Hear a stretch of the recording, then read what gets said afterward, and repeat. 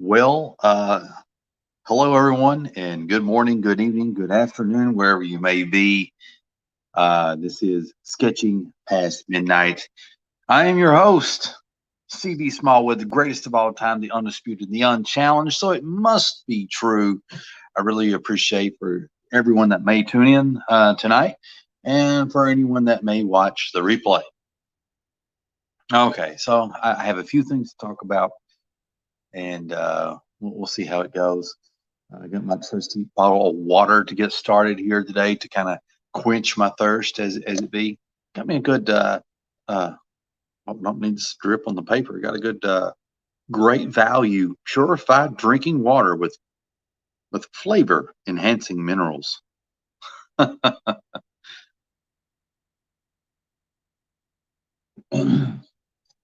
Feeling good, feeling pretty good here lately. I've um, lots of progress. I feel like I've been making lots of good progress. Uh, for those that don't know, I've had to switch over from Prism Live Studio because they're just not going to work with me no more. It's just not going to happen. I'm not going to be able to do my live broadcast through that system. So now I have to go back to the old faithful of StreamYard, which I do like StreamYard, but it's just that for all the extra bells and whistles that I really like, you have to pay for them, and I'm a cheapskate. So what we're looking at today, in case you're curious, in case you're wondering, this is a team that I created. I don't know what to call them. I really don't. Now, the title of this video is called Star Force 5. Okay, the original name of this team was the Awesome Five, but I had to change it because apparently sometime in the millennium, somebody at Image Comics had like a mini series that it wasn't even a mini series. It might have been an ongoing series. I don't know if it made it past like 4 or 5 issues. I have no idea, but I never heard anything else from Awesome Five again. I was like, and it wouldn't surprise me if I went forward with Awesome Five and then somebody came out of the woodwork and like, you can't use that. So drinking my bottle of water here. So anyway, Awesome Five, Star Force 5. So I'm just kind of calling them Star Force 5 right now. Another name that I had for this team was the Monster Men, which I kind of like that. I thought that was cool, But apparently, sometime in 2020, there was a Monster Men comic that got released here recently. I think it was based off of Edgar Rice Burroughs, something that he written. Probably was he the guy that did The Island of Dr. Monroe? Is that the same guy? I don't know. So let's get a good gander at this, and then I'll show you some of the things that I've been working on. I know that some of you have seen this from the last broadcast, and I apologize again, because it's a little, repetitive. You can see me like, the she beast here. Then I was trying to do one with the mouth closed and trying to get a, like a look and feel for it. I've got the this character, that I haven't got a name for yet. I'm going with the blue flame for this one, and I'm thinking that maybe her name might be something like Technomage, but there was already a Technomage. There was actually a Technomage comic by a defunct comic book company called Techno Comics, which a lot of people don't seem to remember. It was a really good comic book company, Techno Comics. And let me get rid of this banner, see if I can make it go away.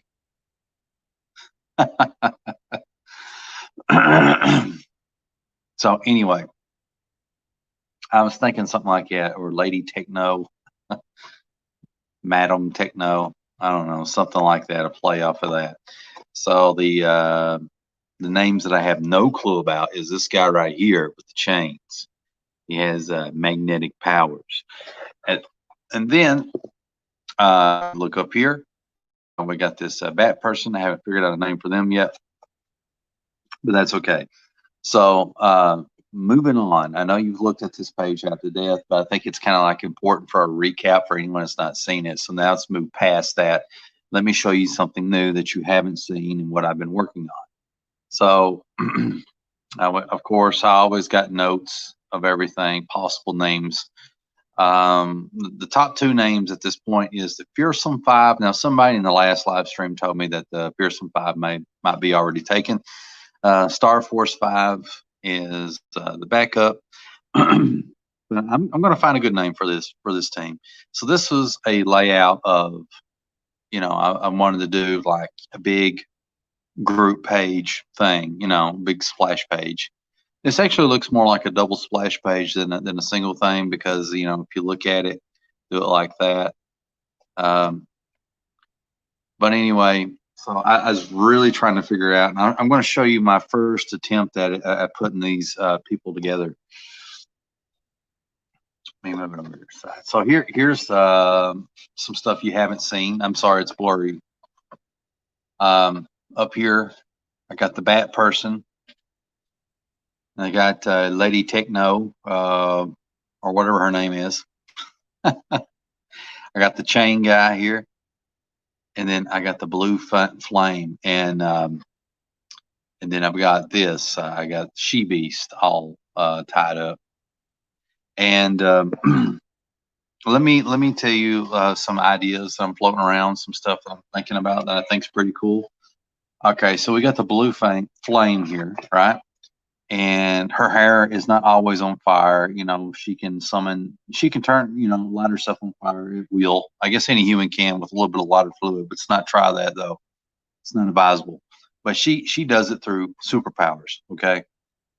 And the more intense that she gets with covering herself with the Blue Flame, the more she alters herself. So I thought it would be kind of neat if her head would be consumed by the Blue Flame, her face turns blue, and you can actually see like her face becomes a little bit translucent, and so you can actually see the skeletal structure, the skull underneath her skin, which would show through. So she goes like through these levels. Like the first level is she has regular hair.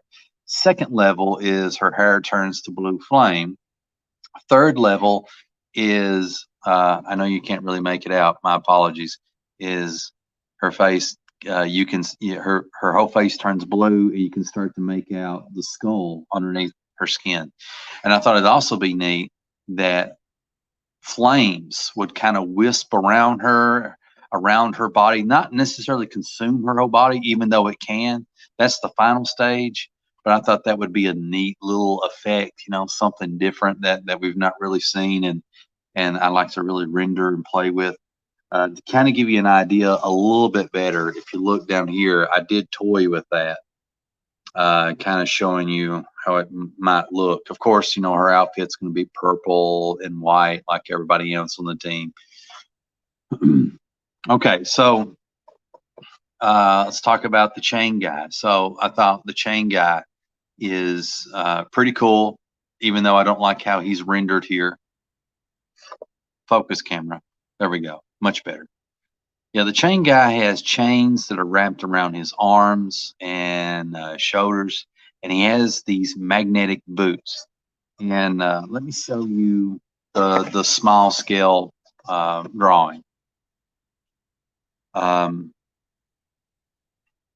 Here he's got these magnetic boots, and his power is he can touch something that's metallic and magnetize it, and he has control over it as long as he's touching it.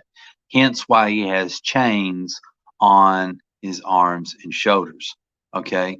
And the other thing is he hasn't fully learned to control his powers. So he actually, you ever take two magnets and you flip them on their opposite sides, if that makes sense, and then try to push them together and they won't stick? Well, the same thing happens to him. Like, he could actually potentially float into the air and just keep going. And so what these magnetic boots do is they reverse that polarity and allow him to stick to the earth. So I thought that would be kind of neat. That's a neat little idea that I figured I would throw in there. the magnetic boot deal. Also, something else cool that I'm thinking on is I like the idea and the imagery of starting out. We've got the She Beast, and this poor girl that is She Beast. She's like an actor or a pop singer or something like that. She ends up becoming the She Beast. Now she turns into this werewolf, this big green werewolf. And I think in the beginning, her animal side of that werewolf entity uh, overtakes her, and she starts to lose her sense of self, and she becomes dangerous. And I thought it'd be neat if Chingai, like for lack of a better name, would use his chains to help restrain her and all this other stuff. So it's a neat little dynamic. I thought would be interesting. As well, he can use his chains. He can swing around with his chains like Spider-Man. He can throw his chains out and pull somebody in like Scorpion or Mr. Fantastic. Lots of cool stuff that he can do with the magnetic powers. Lady Techno, off the top of my head, she's a whiz with technology, natural, and she's able to create things very quickly and on the fly. She's got like cybernetic arms, and she has a staff. She's really good, using a staff. And I just thought that would be, something different, a little interesting. The Bat Lady has, wings, can fly around, and I figured it'd be nice to give her like a sonic yell, a little bit, something extra to put in there to whatever. Okay, so let's go back to this page, and then I'll show you the other pages that I've been working on here. This has been a real struggle, by the way.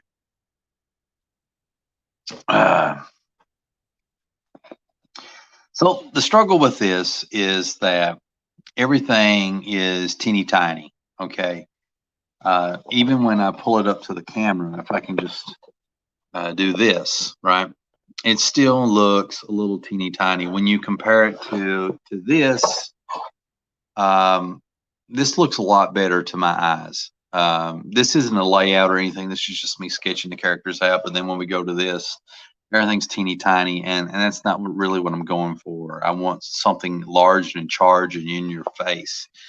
The werewolf looks decent, but still not fierce enough or not cool enough. It's not cool enough. It's definitely fierce, but it's not cool enough for me. And I had problems, like there's a lot of dead space over here that I have to feel, and it just doesn't look right, And I really want to show the wingspan of the bat person, but then like all these other people take it up. And then the last problem that I had, other than this anatomy looks a little funky to me, and this doesn't look much better, is we don't get to see his awesome, cool magnetic boots. So I'm kind of wanting everybody to get good gander of what the team looks like, but there's 5 of them, and somebody's bound to get covered up. So I'm going to show you my second attempt.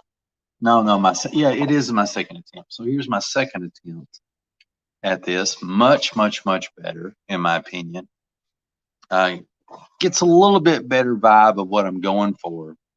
Here we've got, which I'm still working on her face, right? And hair and stuff, in the pose a little bit. But this is the, the Batgirl, whatever you want to call her. She's sort of like a vampire-ish type of character, It's got that sonic yell going on, bat wings. And then we got the leader of the team, the Lady Techno, for lack of a better name. Then we got this other guy here who doesn't have a name yet, the chain guy, who has magnetic powers, may call him Magnus or something. I don't know, whatever.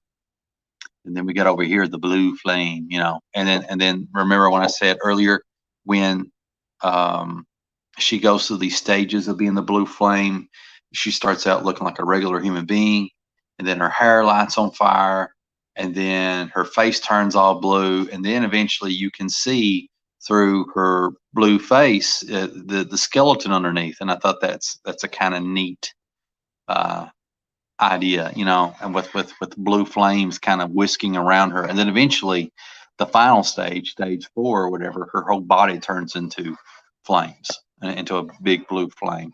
And then here we've got, I know you really can't tell. Let me get my pencil here. But we've got Lady Techno, and she's got this staff. This is a hand here. And there's a staff that goes up through here. And I always want to draw the staffs a little bit above head level. I think it looks cooler that way. But I'm getting a little bit of trouble being hyper realistic, because usually in real life, if you do martial arts or anything like that, you want your staff to be at eye level. You know, that's the height, the ideal height for anyone that has a staff of their own. The staff needs to be about eye level. You know, it's just preferable. You know, so you know, nitpicky there. So that's something else I got to figure out. And then of course we've got this guy. He's coming together pretty good. I like him a little bit better than the last rendering, which was this. Right. So this is coming together a little bit better, I think. And again, you know, we've got the chain guy using these chains to help restrain the beast. I've got it in the foreground, the she beast. And so I really like how this one came out overall. Let me get the camera above it. Hopefully you can see it just a little bit better than what you could before. So this is version number 2. Now let me show you version number 3. And this is a hot mess. This is the worst version, and this is the 3rd one I've done. This is the 3rd one I've done, and it is the worst. It is the pits, ladies and gents. I don't know what to say. Of all the werewolves in the 3 versions, this might be a little bit of the one I like the best, but it's still not. It's still not there. I don't know. It doesn't look right to my eyes, but it's the best one, I feel like, of the 3 that I just showed you. I think I'm overthinking it a little bit on the rendering, but the pose is decent and stuff like that. But that face is just, it's not there, and I don't know what it is. And I don't know what the hell happened here, but honestly, it's just like, you know, every bit of this will have to be erased. This whole Lady Techno, you know, consider it, you know, if it's gone, it's just gone, like her body.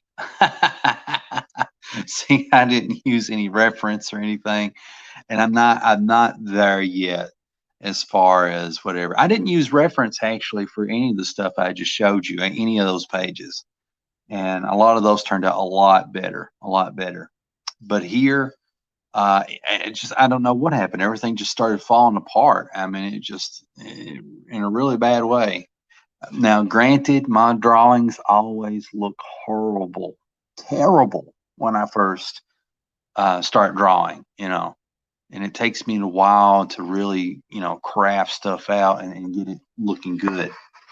Here in the background, we've got the chain guy, and you don't get to see any of them here. And I like this pose of the I'm going to have to give her a name, Night Witch.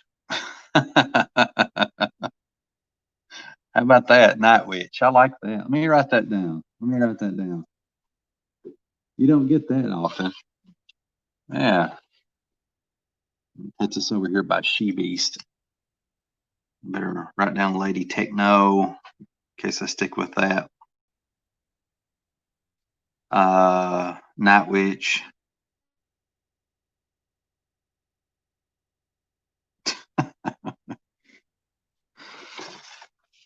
But anyway, we go back and we look at this page, right? So I kind of like this pose for Night Witch, you know, and then of course the wings go up here and they just take the whole page up. But this layout's a disaster, and it's just really bad. It's really bad. I'm not even talking about the anatomy and the poses. You know, this big flat pose. This pose is good because the body's slanted. You know, it's a decent pose. But then we got this guy's being flat in the back. This is a decent pose. And then I haven't even squeezed in the blue flame yet, you know, so what the heck? So I decided that what I would do is go with this version because I feel like this is the best version of uh of all of them, you know. So I showed this, put that away. I wonder if there's a way I can jack this table up. I really miss having the Prism Studio where I could just zoom in and you can see what I'm doing. You see what this looks like when I tilt it right about here. So maybe if I get if I can find like a pillow or something to stick under my artboard, we'll get started and we'll sketch a little bit here. How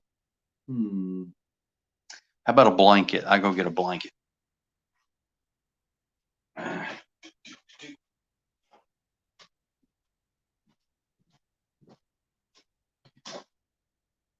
Knock everything off here.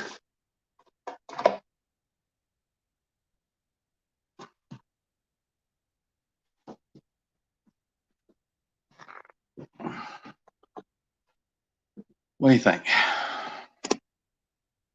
There's a glare. It'd have to go up a little bit more. Yeah.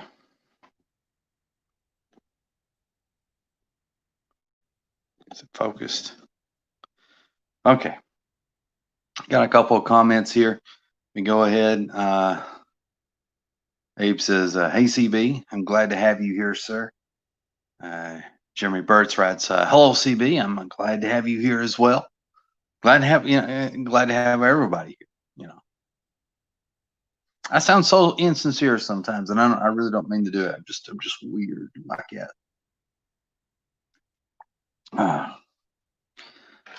Okay. So as of right now, this is the one I'm going with. And I'm gonna do another take on this. I'm gonna do another version because I'm not happy with it. I feel like I can do better. I don't know what it is that I can do better, but I feel like there's something out there that's cooler, you know. And I don't know what that is. So what do I want to play with? So maybe I'll start with this guy here. Move this one down a little bit. Maybe move it down some more. Just a little bit more. Perfect. Perfect. There we go.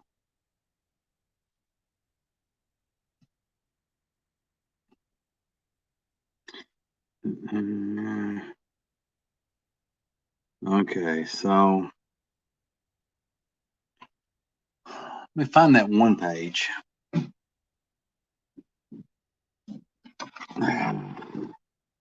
See what worked here. I'm looking at this. I kind of like that a little bit better. Trying to figure out why that works and what's going wrong with this one. Okay, the eyes are a little bit smaller, so maybe we can try that. See if that's going to be the thing that makes stuff flow a little bit better.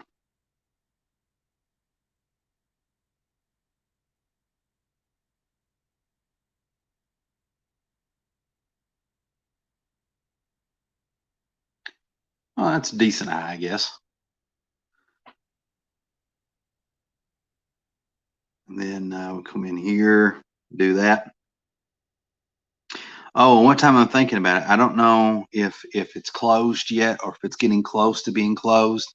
I think it is.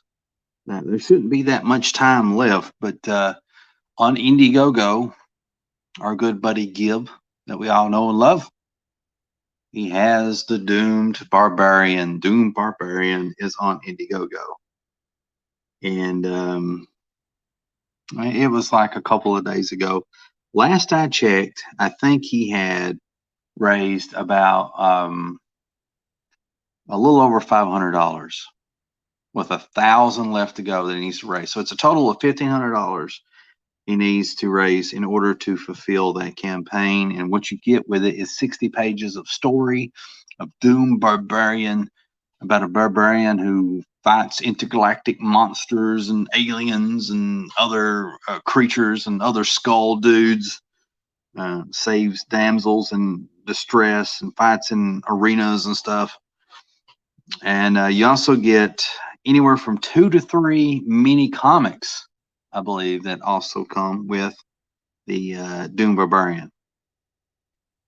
So lots of cool stuff to check out with that. So I just want to remind everybody about that. And there's also another campaign that's wanting to check out. It's by Russ Leach. Hopefully I'm pronouncing his last name right, Russ Leach. He has an Indiegogo for Only Death Can Save Us. I think that's what it's called. It's pretty cool, pretty cool, pretty cool. So we got 2 cool projects in the form of Doom Barbarian and Russ Leach's Only Death Can Save Us, which I don't know how much longer that one's got on it either. You know, it must, these campaigns have to be getting close to getting closed, you know, so I advise you all to save your shekels, save all those pennies and dimes, even though there's a coin shortage, and be prepared to dish out some monies.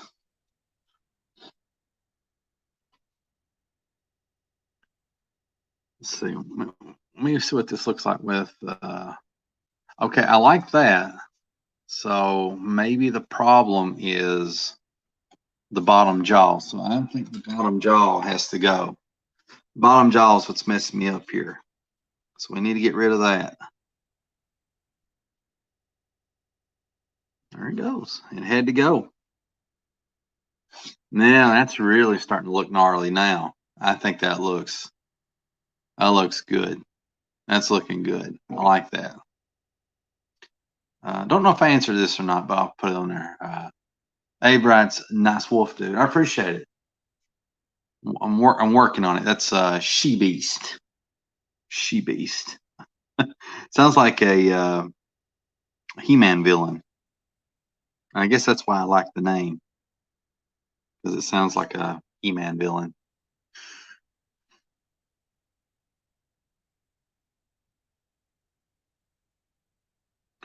Doesn't seem to be a lot of people out tonight or today, so there must be either I'm doing a terrible job at my YouTubing skills, or it could be that somebody else may have a live stream going on and they're sucking up on my audience. I'm going to find them. I'm going to punish them. How dare they? How dare they? The audacity of doing a live stream. What time I'm doing a live stream? Should be ashamed. Let's see. I need to figure out how I'm going to do this bottom jaw. I'm just kind of piddling right now. I'm just finding little tiny things on this werewolf to tinker with. And hopefully it'll come to me. So should I do the teeth closed? Maybe that will look neat. I tell you something that helps me when it comes to drawing teeth. This is a neat little trick, and I wouldn't zoom if I could. Internet's getting slow. I don't like that. I hate that.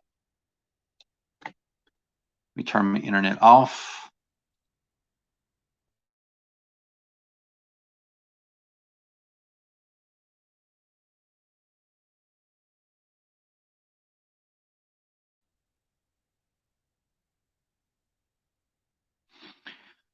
Okay, all right. You know, like my internet, ever so often, it has a thing where it has this. Well, you can't even see what's going on. It has that, and then sometimes it gets this little exclamation mark, and that tells me that I'm having internet trouble. And so during the live stream, when I see that, I just turn my internet off for a second, and then I, turn it back on, because I'd hate to talk for like 10 minutes about Britney Spears or somebody, and you just not get to hear the whole spiel.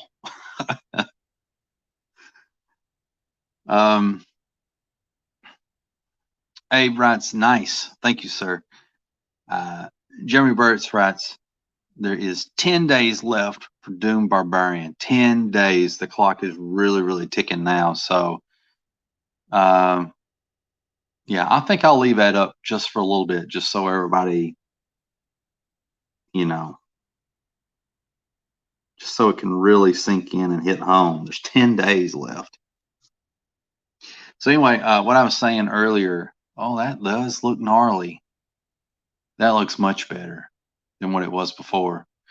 But when I draw teeth now, and say like let's put a smile here like this, and this is a good little tip. I mean, maybe you guys already know this, you know, but in case for anyone that doesn't, you may find this useful. Now, I used to draw teeth sort of like I just come in there and just kind of do that and just kind of figure it out, and, do that sort of thing.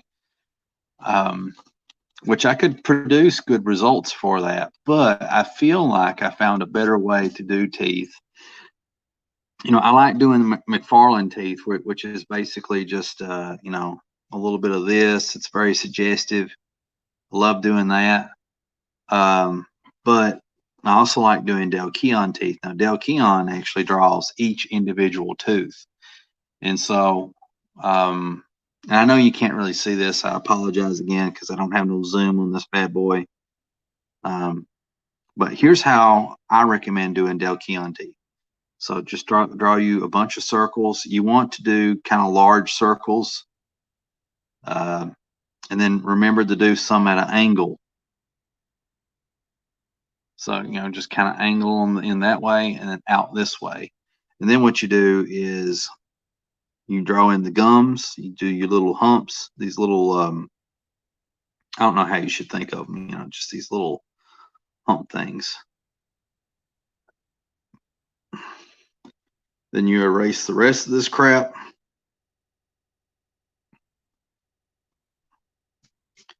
And then you come in and you flesh it out. You figure out where you want this tooth could be chipped. You do that kind of deal. And I mean, you start to see how it comes together in an interesting way. So for anyone that's curious about that, that's what I'm kind of doing now, and or whatever. Josh Fawkes. I hope I'm pronouncing your last name right. And if I'm not, then you have my permission to pronounce my last name wrong as well. My last name is Smallwood, but you can say it's Smellywood. CB Smellywood. But Josh writes, what's Doomed Barbarian? What's Doomed Barbarian? Well, I'm glad that you asked. Doomed Barbarian is an Indiegogo campaign for which there is only 10 days left. It's $1,500 to get it funded, $1,500. It's 60 pages of Doom Barbarian, plus I think it's 2 or 3 mini comics that come with it. That's a pretty good deal. Doom Barbarian, I just want you to think a little bit of Sam Keith in terms of art style, a little bit of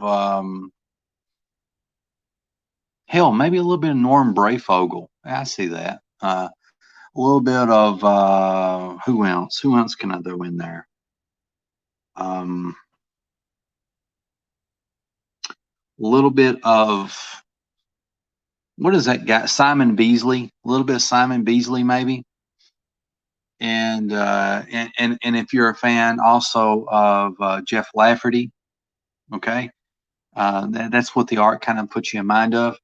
Doom Barbarian is this character who is a barbarian that wears like this big skull helmet with horns, and he goes on these mad lad adventures where he just he fights and runs and destroys stuff, and basically at one point in the story he ends up fighting in like a gladiatorial games and stuff, and it's pretty cool. He ends up in like a space alien prison, so it's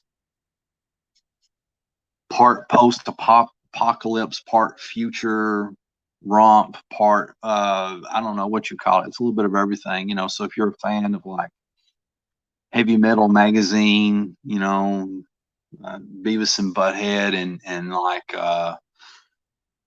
oh gosh, what else? How else can I sum it up? And Conan. I think you may enjoy this. I also like to point out that Doom Barbarian has a not just a Indiegogo. It also has what does it have? Going blank. It has a Webtoons. Thank you, CB. Summoning the powers from beyond. It has a Webtoons, so you can check it out on Webtoons. I think it has like almost all 60 pages on it. I know at least 40. I know at least 40. And so you can check it out there and see what you think, you know. But you know, Gib is a indie creator, just like Russ Leach is, you know, who's doing Only Death Can Save Us. And I recommend, you know, if any of you guys can, save up your shekels and support an indie creator. And here's my big argument for that. Okay, let's move past Doom Barbarian. Let's move past Only Death Can Save Us. Let's even move past my character Wildcat. let's look at the bigger scheme of things. Talking about Marvel, talking about DC, talking about these big companies that put out comics. You know, for years now, for gosh, 8-10 years, comic book fans have been angry at Marvel and DC. Marvel especially, not really happy with changes that they're seeing, not really being listened to, being you know, been called a lot of mean, nasty things by the artists and writers that fans once admired, and by the editors and stuff that edit these books and stuff.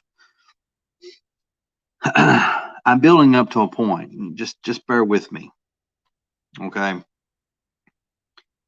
And so, you know, a lot of people, you know, want their Spider-Man to be like Spider-Man again. You know, they don't feel like he's like Spider-Man anymore. They want their Avengers to be like Avengers, and Hulk to be like Hulk. You know, I mean, some of these books took an interesting turn, you know, and some of them took a turn for worse, and some of them actually, you know, are good. Now, the Immortal Hulk is a really good book. I haven't read the last several issues, you know, but it's a good book. I really recommend it, you know. So there are some great stuff that Marvel is putting out now, just like DC is, but there is a lot of bad stuff too.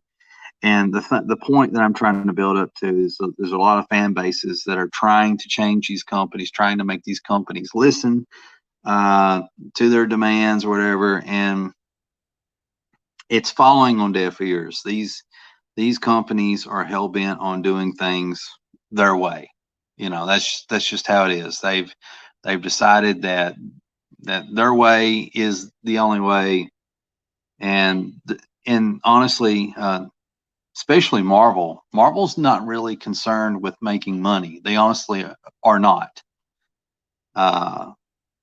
They're more interested in internet clout,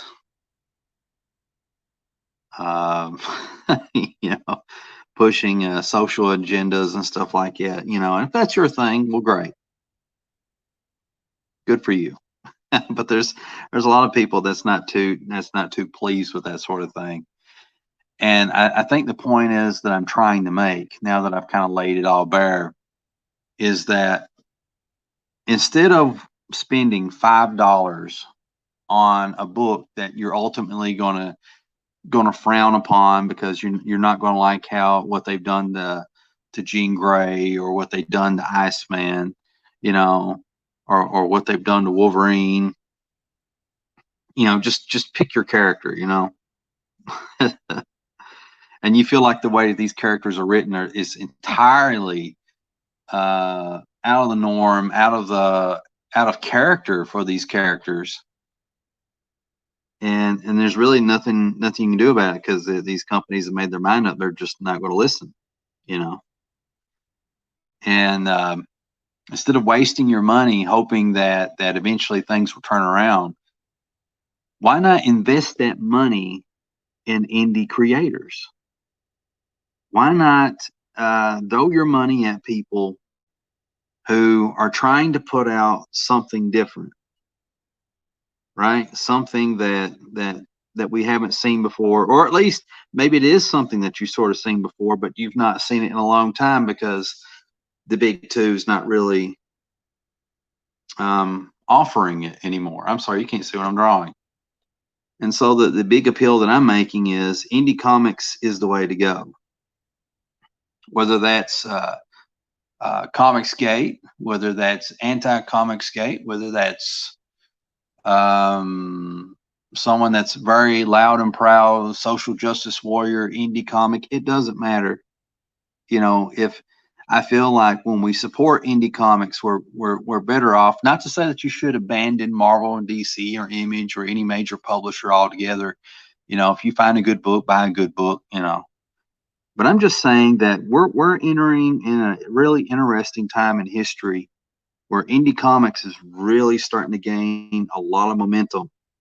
And I feel like right now we can pick and choose the creators that we want to elevate and raise up to the next level and to help support.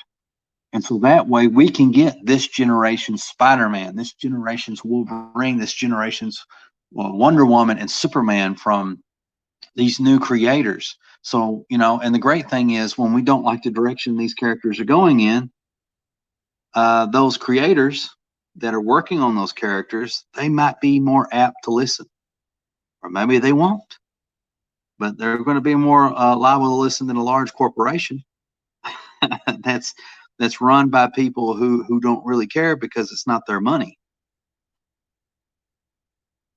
And so, you know, we're it's time for a change. It's time to change things up, do things different. And so, you know, consider that. You know, you know, when you go and support an Indiegogo or Kickstarter campaign for your favorite indie creator, what you're ultimately doing is you're doing a couple of things. Okay, the first thing you're doing is you're helping a book to get fulfilled, obviously. But I also look at it as an investment. You know, just like you go to the stock market and you invest in gold or Walmart stock or something. I don't know, whatever. And then, you know, sometimes you get a return on investment, sometimes you don't. But it's an investment in the future that you're plotting down money on that person, making it in the future and going on to do bigger and better things. But they need those funds in order to do that. Also, I look at Indiegogo and Kickstarter campaigns. When you support an indie creator, you're helping them to build an independent comic book company, right?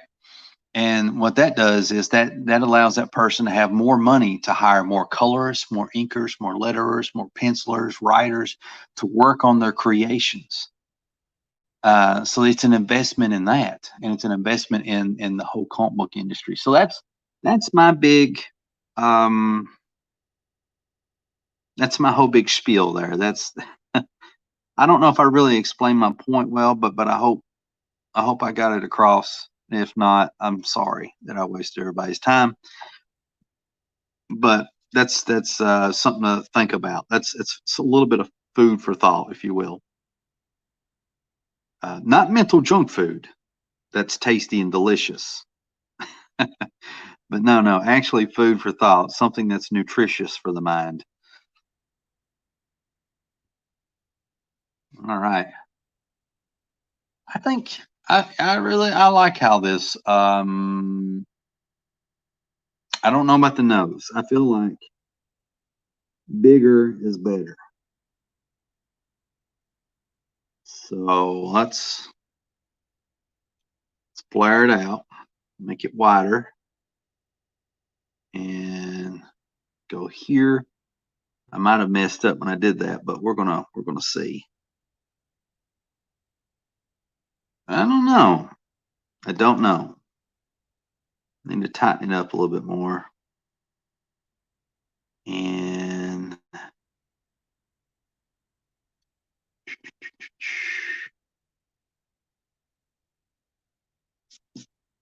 there. It don't look hideous, but the nose looks off a little bit for some reason. I'm not really sure why. So what I'm going to do is I'm just going to erase. So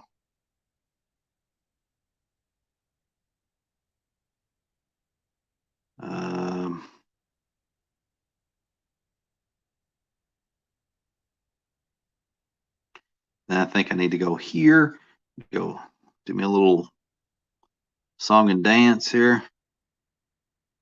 Maybe I need to go up with the nose a little bit more. Come in here. I don't know. I think I'm goobing it up a little bit. I need to calm down. Need to calm it down. Okay.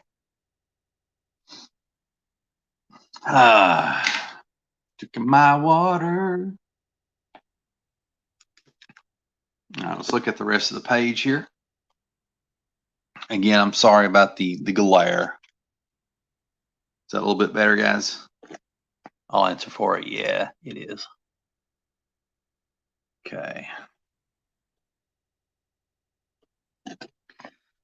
All right. Let me go get my Jim Lee reference right quick.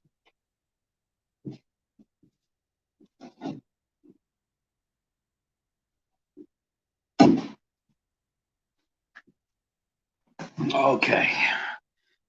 So I've got Wildcats by Jim Lee here, which is, you know, I hate to say it. I'm going to say it, you know, because, you know, I judge people. Yeah, I judge people by their prior work. And, you know, Jim Lee, like, he slopped this cover on there. The best part of this cover is Voodoo. I think that's what her name is, Voodoo. But the rest of these characters look awful on this thing. When you compare it to the art inside of this book, I mean, it's some great art. You know,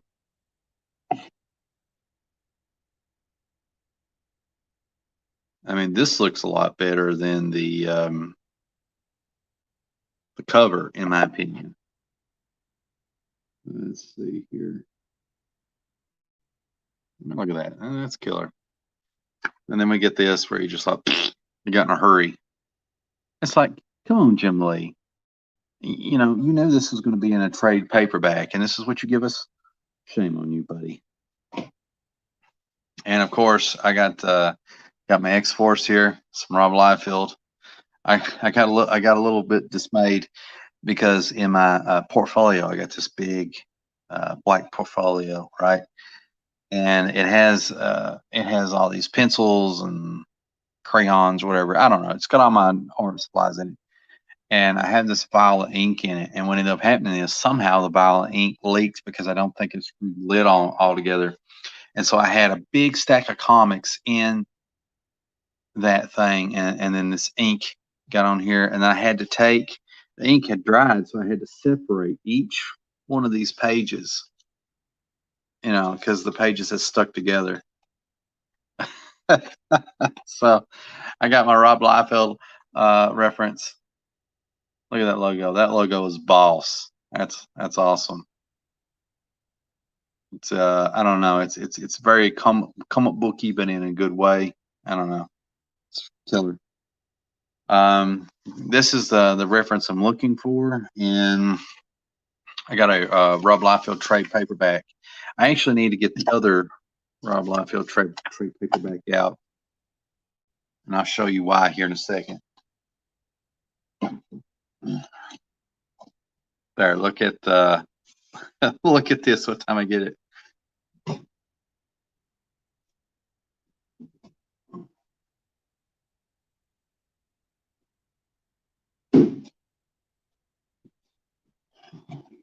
Yes, here we go. Captain America, Heroes Are Born. One of the best runs on Captain America ever, in my opinion. Ron Garney and Mark Waid's run on Captain America is also boss. There's been a few others, but okay. So the reason I got this book out is I'm getting ready to do some shading right here in the boob area, on the arms and stomach, abs. Same thing for this guy's boobs, and I guess her, and a little bit on, her too in the background. So I need to do some shading on the outfit. Now, I know I'm kind of cramming it in here, but I did that here, and also very crudely here. I didn't do it back here because that was just like me trying to figure out the outfit, which I'm actually going to get rid of the white pants because to be crude, I don't think a team of women are going to wear white pants. So I'm going to make this purple through here, but leave the white torso belt, and then have white boots, white gloves, and the white turtleneck thing. Anyway, I think about these things. This this is, I overthink stuff, but I think, honestly, I think my viewers, my potential readers and everything, if I overthink this stuff, then all these people will appreciate it, because they should be able to see it and read it in the comic book. I feel like anyone that writes something, the more thought that the writer has put in the subject matter, it will show in the stuff that they write. And so the more that you can help a person suspend their disbelief and lose themselves in the story, the more likely they're going to buy your comic again. At least that's my opinion. So anyway, I really like how Rob Liefeld does his shiny crap when it comes to clothes and outfits. Let me find a page here. See, Captain America doesn't actually get his costume till like issue 3, I think. So I really love this. You can't really make out the details because of the camera and stuff, but the shading on it and stuff, I love that. And then we've also got sort of like the opposite of that. If I don't drop the camera, there we go. Sorry. We got the opposite of that, which is Jim Lee, and he does basically, he just went full on blacks with a lot of this light trim here and stuff like that. So I'm going to try to do both approaches. I think that the one thing that I'm going to use for reference, well, here's a good idea too. Got that. And which I actually did try a little bit of this undercarriage kind of deal here. I did it on this one. So I did a combination on this one of the Rob Liefeld little circle doohickeys, and then I did the undercarriage stuff that Jim Lee does. But anyway, the thing I was going to show you here is there's actually a sketch. If I can find it, where's that sketch at? Give me 1 second here. Come on, come on, come on, come on. Oh, I don't normally flip my comics this way. Okay. I love this sketch of Cyclops and the shading on it. I actually think the shading on this is a lot better than the shading he did in the comic itself. So I think I'm going to go for that look a little bit. Kind of mix it up, go back and forth between how Rob Liefeld does it and how Jim Lee does it. And over here, same thing. This looks pretty rad. But I guess that's what that's what you get when you ink yourself. Okay, let's see. All right. see what I can pull off here. I got my reference handy if I need it.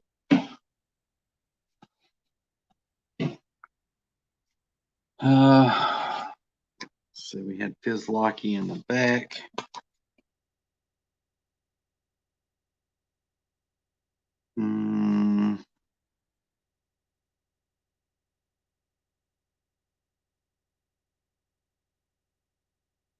Sorry, I'm getting quiet. I'm in deep thought here.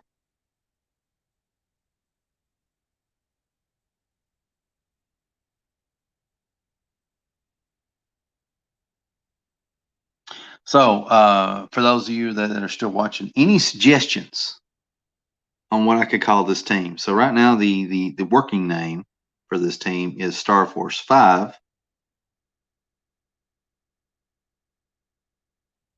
which I think is all right. Fearsome 5 is the other way, which I think Fearsome 5 might be a tad bit more appropriate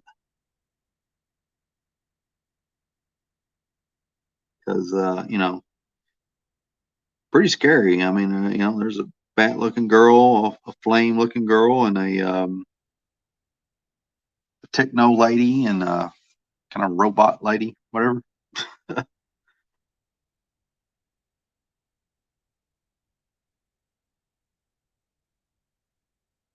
All right, come in here. Smoothed it out a little bit better, but then this one's kind of lopsided. So I think I'll try to work on this one a little bit. It's like one of these things that if I don't get it right the first time, I just never get it right at all. You know. Now, if it's like a werewolf or something, it's fine. But if I'm drawing a girl's eye or trying to draw one of her boobs, it just I don't know. I just need to work a lot more. You know. All right, it's evened out a little bit better. Okay, let's see. I'm still not liking this quite well, so I think I need to add maybe a bit of shadow here, and then a little bit of shadow here.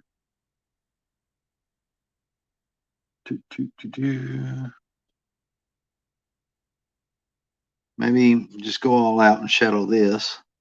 I don't know. I'm just kind of winging it at this point. Come in here. That ain't bad. I think it's coming together fairly well. I would zoom in so you can see what I'm doing, but I can't really do that with this technology. It doesn't allow for it.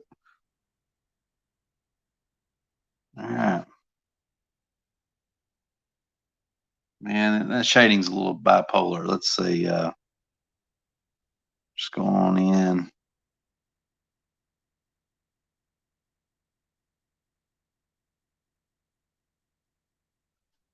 Okay, and then I'll put a little line here, a little line there. A little too much. Let's bring it down some more.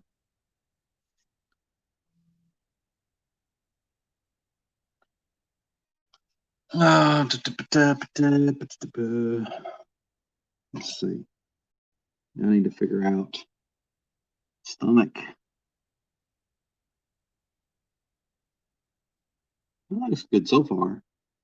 Let's see. I think I need to leave like a little bit here. So like, you know, there's like maybe a little bit of light hitting here.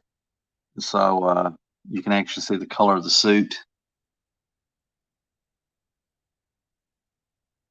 I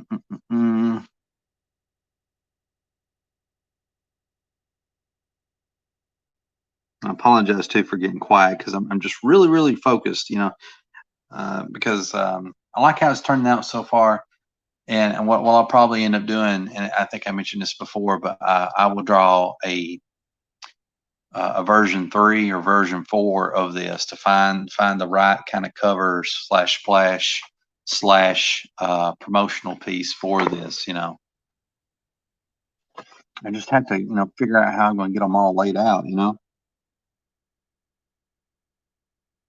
so here,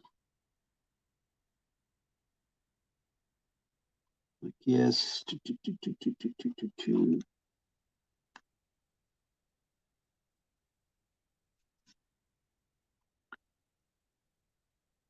Something else that I really like doing here lately is the David Finch stomach muscles. I really love David Finch's shading. I think it's boss. It's something really cool. It adds an extra dimension to things, and it makes stuff really pop. And so I've been trying to implement more of that. I haven't got it all figured out yet, but I'm working on it. You know, the thing I've noticed in a lot of these art videos by different artists is you can pick up some of their techniques and stuff that they do, but the most important thing that David Finch videos, or it could be Neil Adams, like you take your pick, whoever your favorite artist is.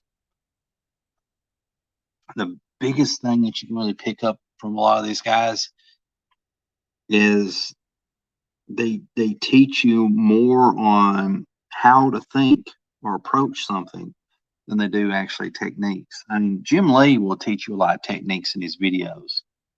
He's a very technique oriented guy. But you know, some of the best teachers, in my opinion, that I've noticed in comics are guys that sit there and they, oh, I messed up. They explain to you the thought process behind things, and that thought process is more valuable than anything else. You know, because like, all right, let me give you an example off the top of my head. Let me give you an example about the thought process behind making comics. It's like, let's say, like, um, this is an example that I actually heard from Neil Adams. Okay, Neil Adams said in one of his live streams on Facebook, and he was giving an example about like how he teaches people uh, how to think, you know, more than anything. What he does give people tips and stuff like that, but he doesn't teach people to draw like him. You know, he kind of just leaves it up to them to figure it out. And you know, he says, you know, whether he likes something or not, that, you know, that sort of thing. But you know, and the example that he gave, I know I'm kind of stringing this out longer than needs to be. I'll try to hurry. Is that, you know, when you open your door, for example, when you draw a door in your comic or whatever, and the thing is, you know, what stops that door? What is the thing that stops that door from just swinging completely open?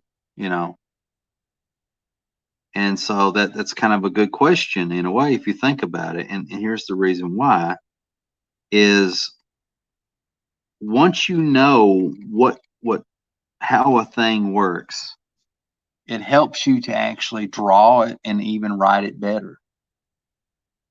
You know, once you know that the thing that may stop that door from opening fully is that there's like a dresser against the wall that the door may hit at some point, or it could be the doorknob itself. The doorknob is the thing, or there might be like one of those little things that's in the floor, the little springy thing that keeps the door from hitting the wall. You know, and so once you're aware of stuff like that, then you'll start putting stuff like that in your art, and it makes your drawings and everything so much better. You'll improve. You actually get better as an artist having understood why and how something functions. Another example, and this is something I actually learned from an artist at an artist alley. I don't know if this me and Will Avenger, we had went to, I think it was a Louisville Con or Lexington Con or something, or it might have been in Tennessee,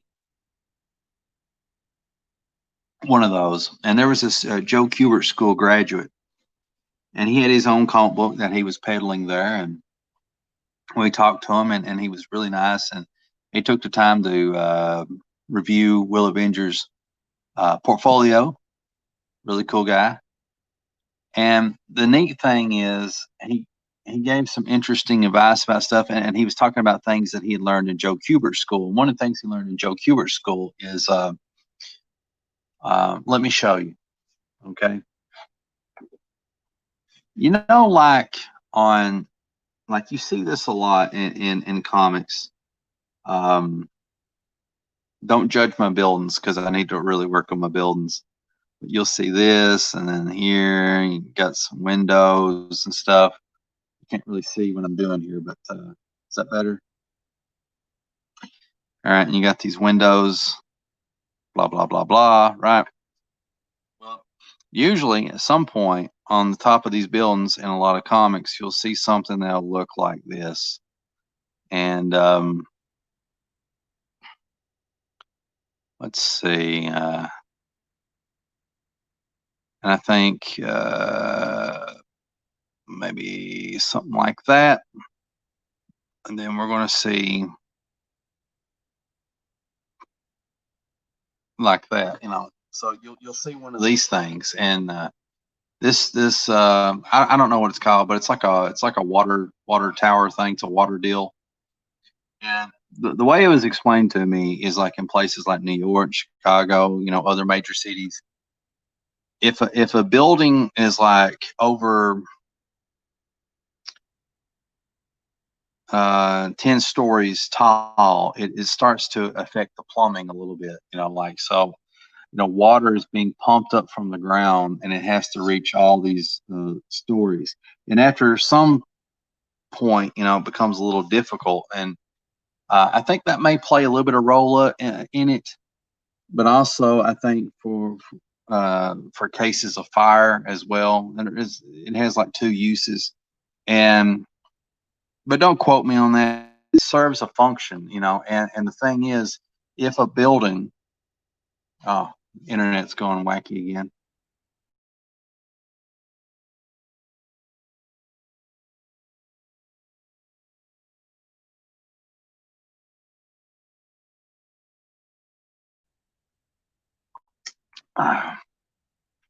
Okay, I don't know if it's caught any of that. The internet's acting weird. But anyway, the thing that I learned from this Joe Kubert school guy is that, you know, it takes a lot more pressure to pump water going up a building. And if a building is over, I think over 10 stories high, don't quote me on that, then there are some city ordinances in major cities, like maybe like New York, where you have to have one of these or something like this on top of that building. And so the cool thing is, once you know something like that, if you go to draw New York and you draw, you know, your fictitious buildings, and if you have a building that's really tall, whatever, you know to put something like that on top of it. And so the point of my whole story is some of the best teachers in comics don't just show you tips or tricks, but they teach you how to think about something and how to understand it. And I feel like, you know, understanding something has sometimes a lot more greater value than anything else, because once you fully understand it, then you truly have the tools to start to master it, you know, and really put it together.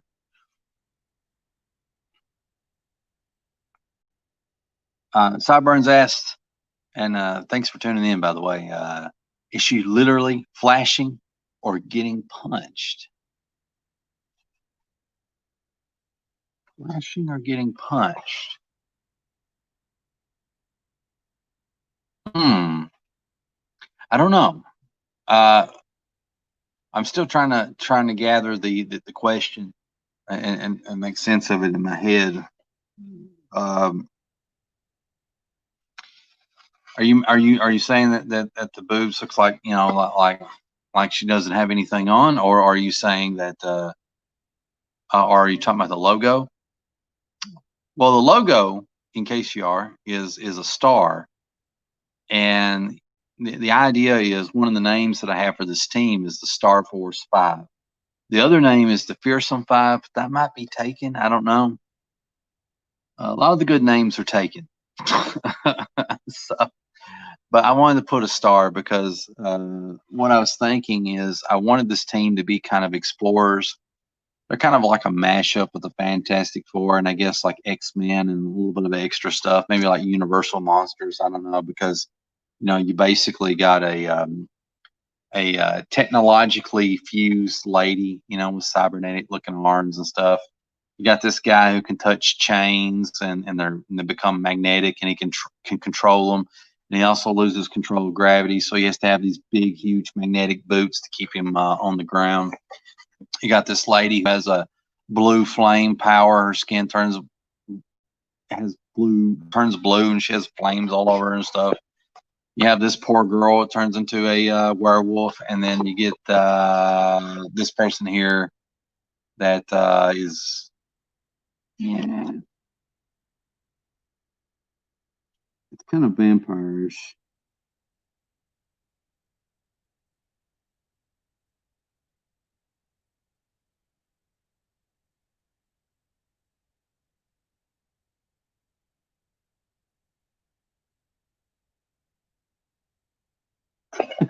I know you can't see.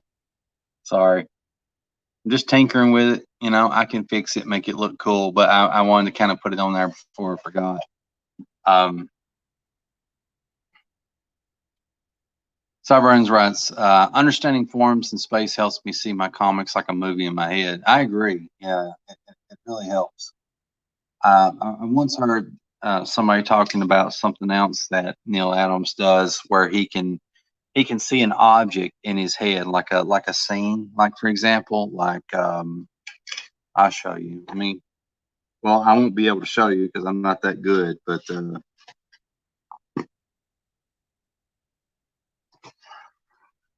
like right here, Neil Adams, hypothetically, unless he's full of crap, this scene of Jim Lee drew this, of course, but this scene of Rogue waking up in a hospital or whatever, and there's a nurse and some guy sitting there.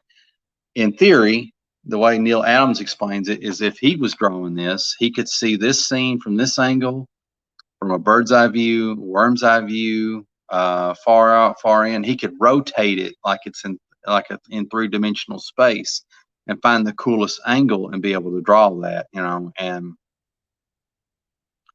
um, I guess after you draw on a wall, you're able to do that. I'm not there yet. Uh, but your comment makes me think of that. Understanding forms of space helps me see my comics in my head like a movie. And whenever I try to draw my comics or whatever, I try to think of them. I do think of them like a movie, actually. I think that helps a lot. If it's a logo, I'd make it a bit higher.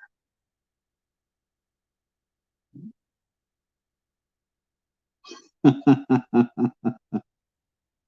right. Why not? All right, we'll try this. Let's see. Drink my water here.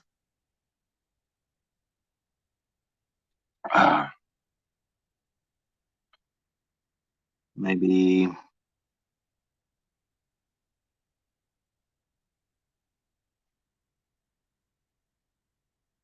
pretty bad. Can't tell it's a logo. That means I failed. Neil Adams would call me a failure. He'd tell me to quit drawing. The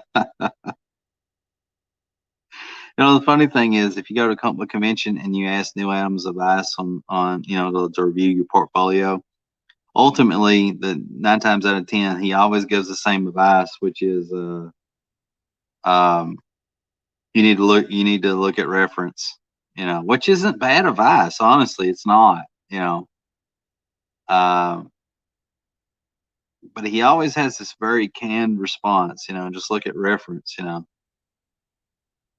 make sure this and that looks like it, and it's great advice. But I wish he would add to it, do something a little bit more tailored to the portfolio that he's reviewing. Let's see. I like my stars a little wonky.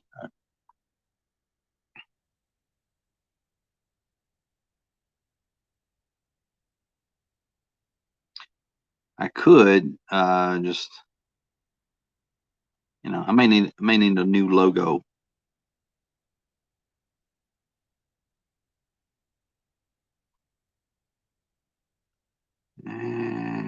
Maybe, yeah, I guess that's all right. I don't know. I'll let you all be the judge. Is that better?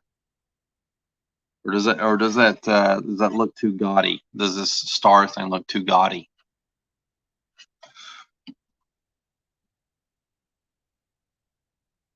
Sideburns writes, all good from what you started here. It looks pretty good. Thank you. Thank you. Just a quick reminder from our good buddy Jeremy Burt's 10 days left for Doomed Barbarians. So if you want to back that campaign, remember, it's on Indiegogo, only 10 days left. I think last time I looked, it was over $500 raised so far. Got to get 1,500 up in order to fulfill the goal. If you want to get a 60 plus page comic with like 2 or 3 mini comics that come with it, pretty good deal. All right. Let me see here. Now, how am I going to do this werewolf? Well, actually, I'll finish her up here, at least the arms anyway. Draw my little doohickey here. I don't know what this is, but it looks neat.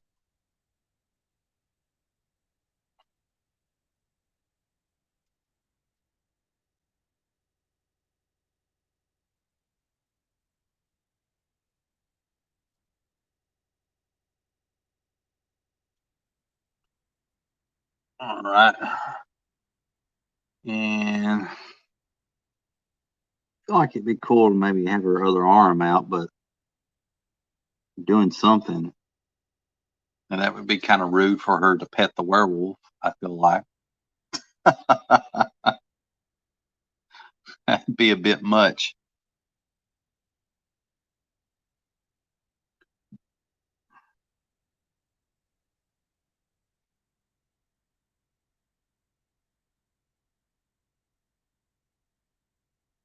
Or maybe not. I don't know.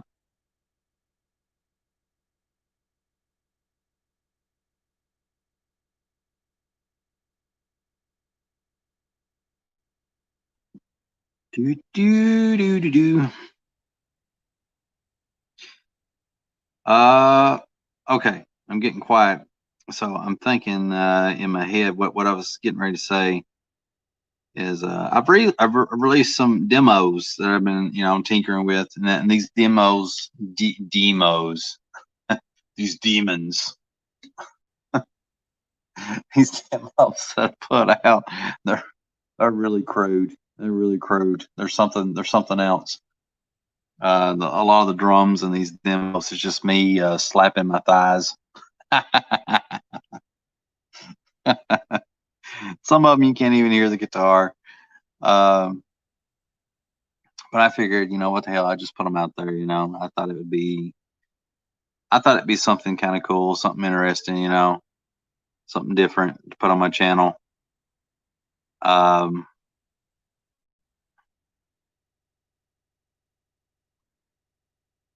Let me get this in here. Get these chains going.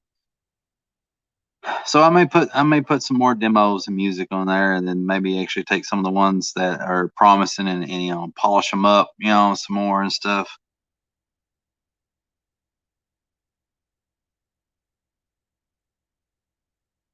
And I appreciate everybody taking the time to watch them, listen to them, or whatever. It means a lot. And all your kind and encouraging words. I do read. I say it all the time, but I really do. I do read each and every single one of your all's comments. Really cool. I did a cover of Johnny Cash's Folsom Prison Blues. I got 2 original songs. One called Hunter in the Night, and another one called Alien Nation.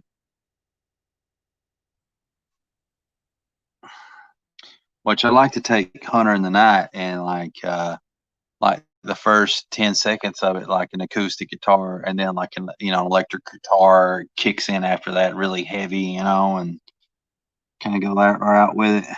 I think that would be very, very neat.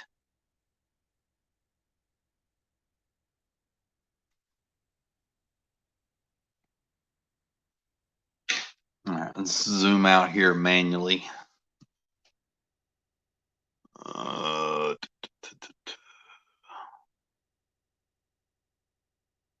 All right, not too bad. Could be better.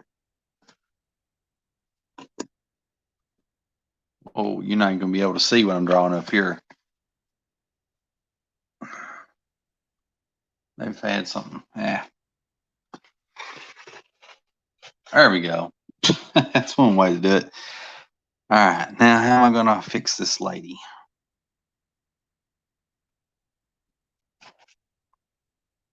Kind of jumping all over the page here.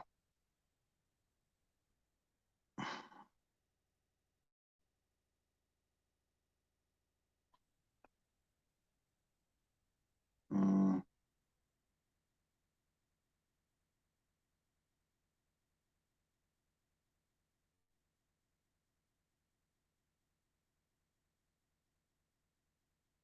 I'm going to suck your blood.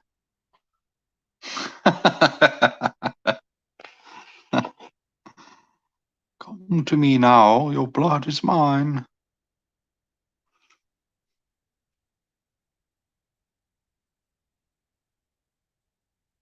Man, these some sorry looking eyes, I gotta say.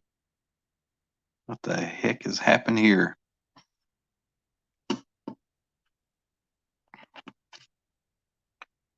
Oh, this is gonna be a problem here. I done know it. I can done see it.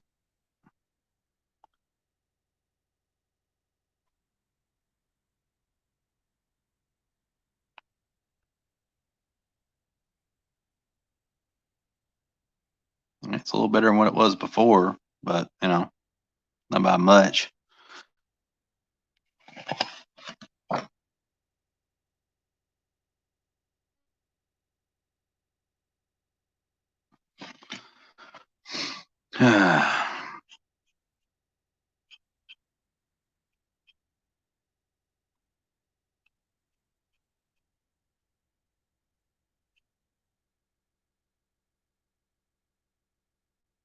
Fix that chin. Okay.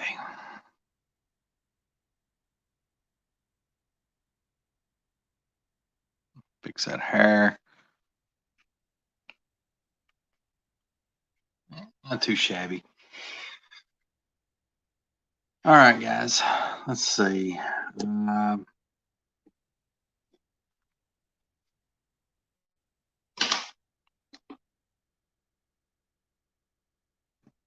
Okay. So I'm thinking that we might be reaching the end of the show because I'm starting to get quieter and quieter as I work, and I guess what it is like I'm having to use the creative centers of my brain, and I'm wanting to do a good job here, and I don't want to mess up, which is okay because I'm going to redraw it anyway on a do a different kind of different layout group dynamic, but I think I will finish this. Finish it to the bitter end. So that way I do have a promotional piece to show people and give them a gander of what this group is kind of like until I can do something better. Um, Also, still working on Crimson Frog. I haven't done anything more on it. I got like roughly about 4 pages into that, which are penciled and ink. I also am working on a horror anthology, and that's not something I created. It's from my buddy Will Avenger. So I'm like, a couple of pages into that, and I only have a few more days left to kind of finish that up for the end of September. And I got the Wildcat anthology that I'm very, very, very anxious to start working on. I haven't actually started on it because I got a few things that I have to finish first, and then I'm going to get into it, and that's going to be I'm going to really enjoy that. And I haven't heard much progress from anybody else. that's working on. Yeah. Oh, what? How's your progress, Sideburns? And by the way, you're supposed to be in this anthology. You're supposed to be contributing, as far as I know, unless you changed your mind. But besides that, as far as I know, everybody's kind of working on it at their leisure, because I think the deadline is January 15th of, what is it, like 2021 or something? And which is very flexible, no rush. And I think also about the Wildcat anthology that's coming up. I think a lot of people that are working on it, again, they're doing it at their leisure, and a lot of them's got a lot of projects that they're working on too to kind of get finished. So everything's been kind of quiet right now, so I haven't really asked anybody anything else about it. A lot of the writers that are crafting stories for it, though, they've done crank those bad boys out, so now it's the pressure's on the artist to get stuff done. Let's see. Sideburn says, in reference to the Wildcat anthology, I will, but I don't have any ideas yet. Well, that's cool. That's cool. That's cool.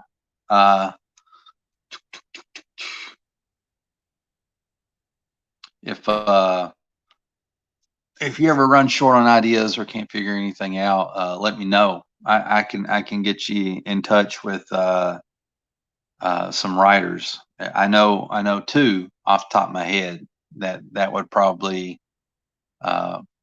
Well, I don't want to make any assumptions, but I'm going to do it anyway. That they'd probably be more than happy to throw something your way, or you could collaborate with them. Tell them like some elements that you would like to have in the story, and then they could craft a story around that. And the story that I'm working on right now, the mighty, fantabulous B.W. Sims has crafted a really, really great Wildcat story for me to draw that involves cybernetic polar bears and all kinds of mayhem, and it's just perfect, And I just really need to try my best to do a good job on it, and I think I will. So I'm really, really looking forward to that. I think it's going to be very fun. And something else that I'm wanting to do, and this is something really ambitious, and I think I mentioned this before. I may talk myself out of it, but like when it comes to the Wildcat anthology, one of the things that I want to do is I want to take and basically, have you all seen the movie Heavy Metal? I mean, the animated cartoon movie Heavy Metal. Pretty much everybody has. But in case you haven't, you need to go watch it right now. It's great. And the Heavy Metal movie focuses on this green spear, and that green spear basically interacts in different realities and stuff like that. And it connects all the stories together. Basically, this green spear does, and it's a really cool concept. And so I'd like to continue that. And so what I thought I would do is I would draw Wildcat being tied up, and he's being forced by this villain to watch alternate realities of things that Wildcat has done in alternate realities and stuff. And I thought that would be kind of cool. And so, like, basically, he's watching this television that's playing an alternate reality of something that Wildcat's done, and that would be an adventure that some creative team has drawn, And so it'd be like one page of Wildcat drawn by me, introducing the next creative team story, basically. And so, like, if there's 8 creative teams, or if there's like 4 creative teams, then I would draw 4 pages, one page per of those stories where I'd introduce that story. And I thought that would be kind of cool. That'd be a good way to tie the book together in a really nice way. But the only reason I want to chicken out of it, even though I think it's a cool concept, is just like, oh man, it's a lot more work, But something that's really cool though, I think it's worth it. I think it would make the anthology stand out a little bit more. The other thing I want to do is I want to have after each story, I want to have like a 1-page like bio or something about that artist or writer creative team. And I also would like to have like a page or something that would feature like, I don't know, their social media or their comic book character, like an advertisement for their comic book character or their comic book or something like that.